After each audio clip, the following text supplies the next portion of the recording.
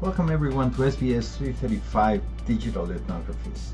In this short clip, I'm going to be sharing with you the way in which I have designed the course so that it is easier for you to navigate and for me to relate and have a conversation with you during the semester. In this first module that I have called the Start Here module, and I'm expecting all of you will be clicking on as soon as we start the course. I will give you first a sense of what you will be doing every week, and then we will go over a few items like the course description, the course learning outcomes, the deliverables that you will be producing in order to show how you learn about the different topics and earn the competencies that we have identified for this course. I will also share with you the grading system that you're more or less used to. I will be talking about academic honesty in an online environment, and then we will go over the weekly schedule and we'll check some of the recommended materials. One of the advantages of working at home and at your own pace during the week is that you can have a cup of coffee while you're taking the class without me bothering you. Let's take it from the top.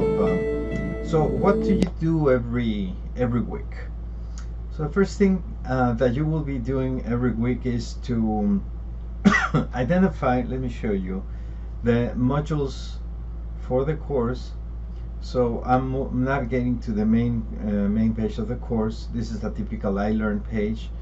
And I have posted on this module a series of icons that will relate and give you a sense of what each module, which corresponds to 1 week, will be about. So for example, the first module for week 1 will be rethinking digital anthropology.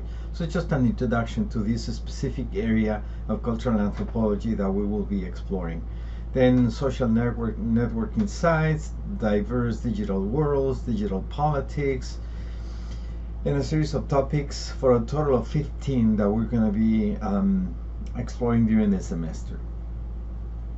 Each of these links and icons will take you to the specific modules that I have designed for the week. So for example, we click on Rethinking Digital Anthropology, so that will take us to this page that contains all of the materials that you're going to be exploring during the week. Usually, a typical module will have an introduction that I'm recording, then the learning objectives for that specific module, the lecture, and I'll talk and explain the lecture, then discovery, which is a series of materials that I have been and will continue to select for us to review, read, watch, and then talk about. And then we're going to have a series of exercises. Some are of cooperative or collective nature. There's going to be quite a bit of interaction, and some others will be individualized problem-solving type of exercises. As a social and behavioral sciences program course, you are expected to produce a series of annotations during the semester, annotations that you will be reporting on during each week. And then you will use for your portfolios. If you are not in the social and behavioral sciences program, the annotations are a great way to gather critical information of those readings and then remember and being able to use those new kernels of knowledge, if you like, in your professional life. So it's a really good way to study materials that I'm going to be presenting to you. And then I want to remind you that every week I will be holding virtual office hours. For that, we're going to be using Zoom, and all you need to have is either your phone, your tablet, or your computer. Sit down at the time that is set for the office hours for this semester. For example, could be 8 to 10 a.m. in the mornings on Tuesdays, and then just click on it, and you will be able to access my office hours. Of course, I also have office hours by appointment, and you will just need to communicate with me.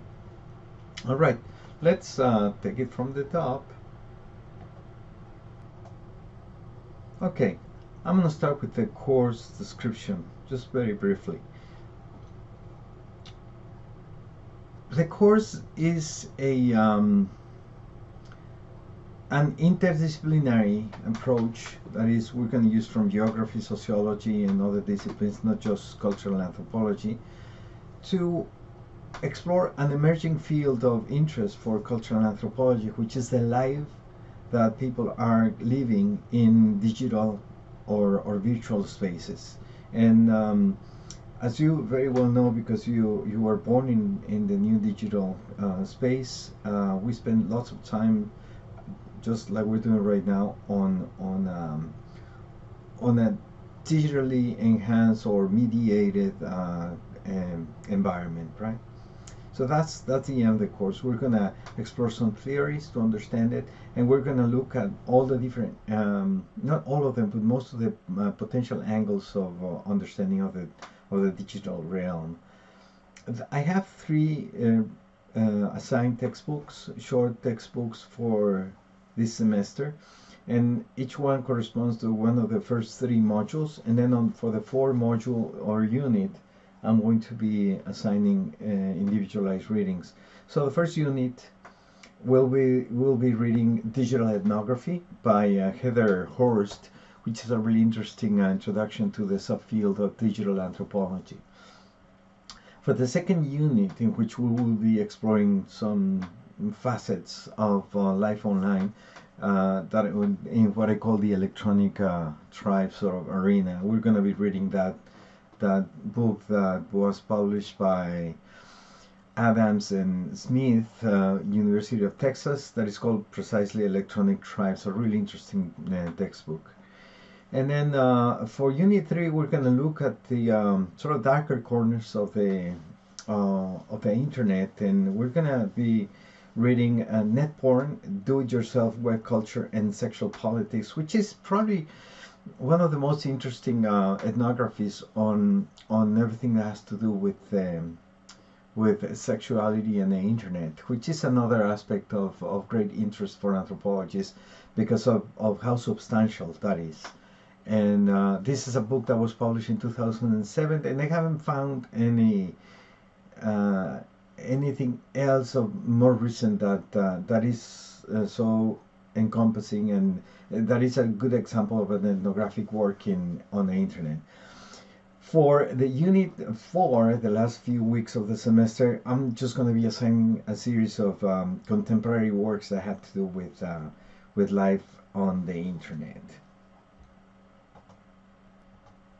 The learning outcomes for this course have to do with mostly with exploring the subfield of cultural anthropology in what we call digital ethnographies.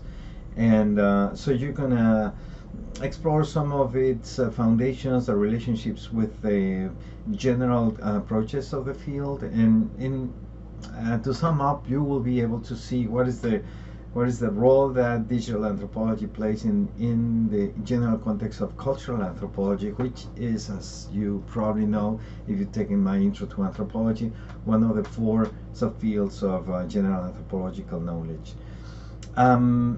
There's two aspects of outcomes that are interesting to me to see how you develop. One is to see how you inform first, and then present your own opinion on different facets of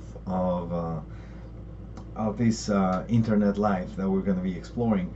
But secondly, you are going to have to show a little bit of research on the internet. So I'll explain that later on, but each of you will end up writing a paper that has to be centered around the topic, and in order to write that paper, I'll work with you so that you can start exploring and then generating data that you can use to write a nice, interesting, solid, hopefully interesting, solid report on an aspect of life on the internet.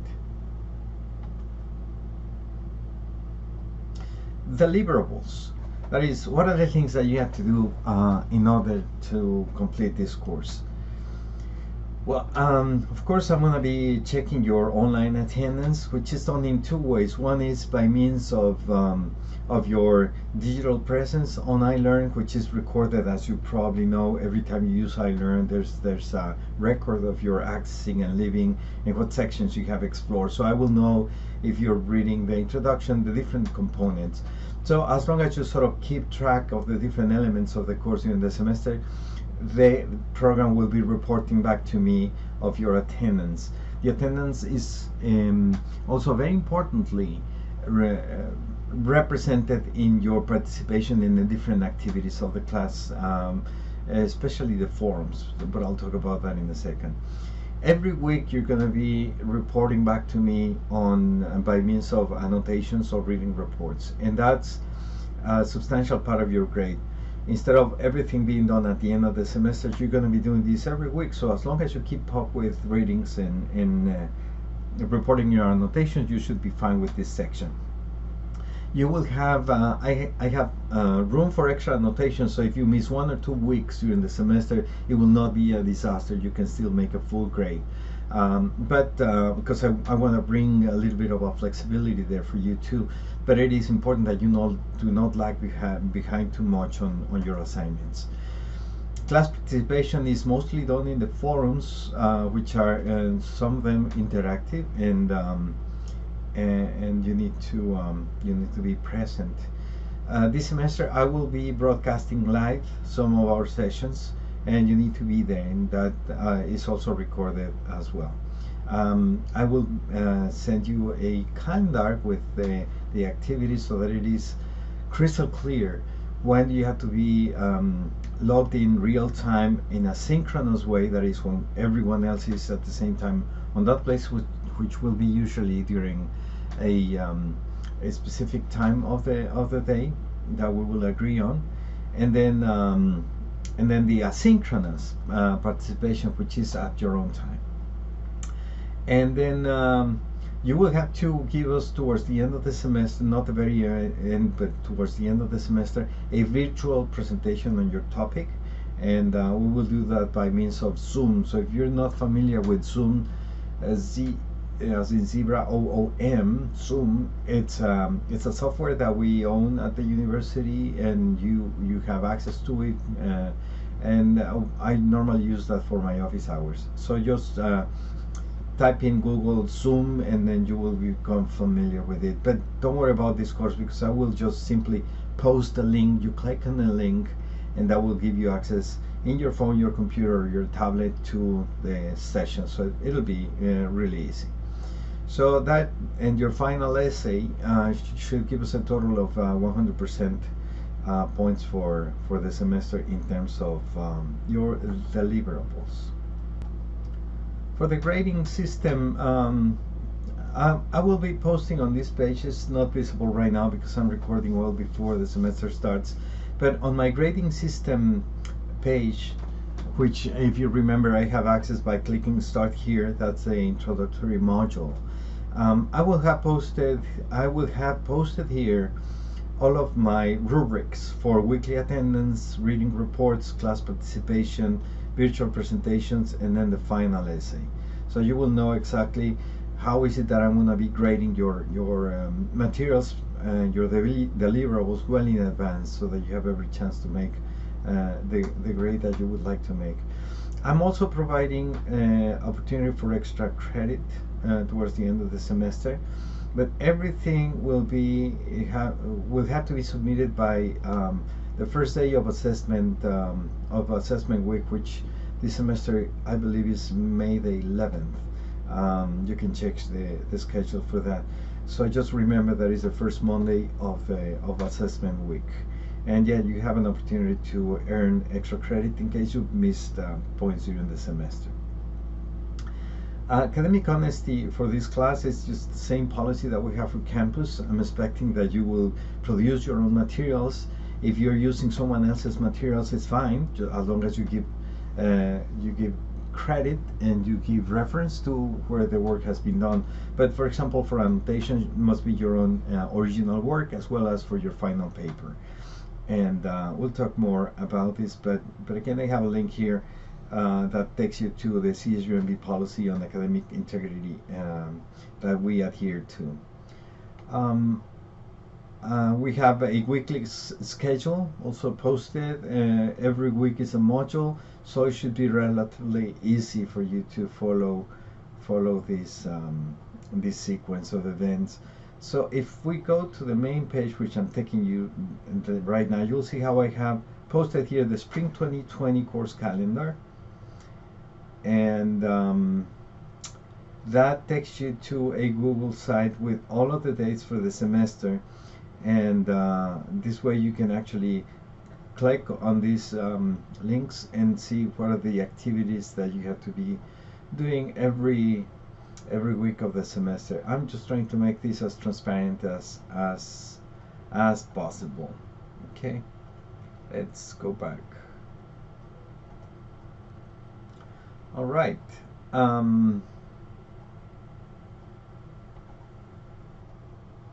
Last but not least, I'd like to bring to your attention that I have a section here that's called recommended materials, in which I have posted and will continue to be posting recent materials that you can use during the semester. This is particularly important for the last unit of the semester, when you're going to have to be selecting pieces from the list that I have here for your readings. And but if there's a topic that you're interested specifically on, I will be happy to work with you and recommend additional readings or materials. And then last but not least, I have posted here a series of student campus resources that you can use to make sure that you click well with this class. I have a link to the library, a link to online journal articles from the library, link to the bookstore if you're looking for the books,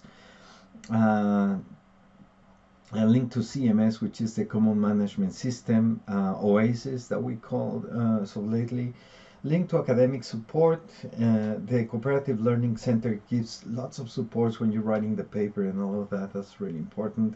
There's a link to the Health Center and Personal Growth and Counseling Center. We're human. We go through the motions, and sometimes we feel like we need some support. And we have just great support on campus, so don't forget that we have that, and I'm making this available to you. And last but certainly not least, Student Disability Resources. I've done everything that I can to make sure that this course is compliant with the rules of accessibility for online teaching. But I'm so ready to learn from you and to accommodate in case you need any additional support to be successful on my digital courses. So that's it for a general introduction to how the course works, and I look forward to seeing you in the first module of the first week of the semester.